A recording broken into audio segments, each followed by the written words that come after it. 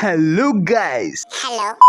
நம்ம எல்லாருமே வாங்கிட்டு இருக்க பேப்ளேஸோட கம்பெனி இருக்குல்ல, அதாங்க டக்கரா டோமி. ஸோ இந்த கம்பெனி எப்படி கிரியேட் ஆச்சு அப்படின்னா, டக்கரா அப்படின்றது ஒரு கம்பெனியும் டாமி அப்படின்றது ஒரு கம்பெனியோட தான் இருந்தது.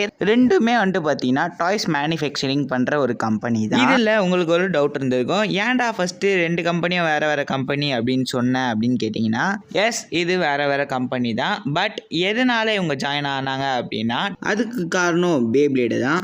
இவங்க ஃபஸ்ட்டு இந்த சின்ன பசங்களாம் விளையாட்டுருக்கிற காரு, பொக்லைனு, அந்த மாதிரி லாரி அண்ட் இந்த மாதிரி டாய்ஸை தான் ஃபஸ்ட்டு மேனுஃபேக்சரிங் பண்ணிட்டு இருந்தாங்க ரெண்டு கம்பெனியும்.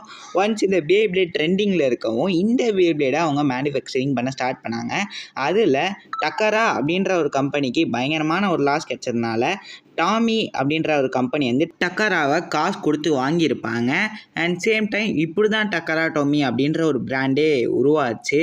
இப்போ உங்களுக்கு டக்கரா டோமி எப்படி உருவாச்சு அப்படின்னு தெரிஞ்சிருக்கும்னு நினைக்கிறேன். ஸோ இந்த வீடியோ உங்களுக்கு பிடிச்சிருந்தது அப்படின்னா மறக்காமல் லைக், ஷேர், சப்ஸ்கிரைப் பண்ணிட்டு ஸோ உங்கள் சப்போர்ட்டை கொடுங்க.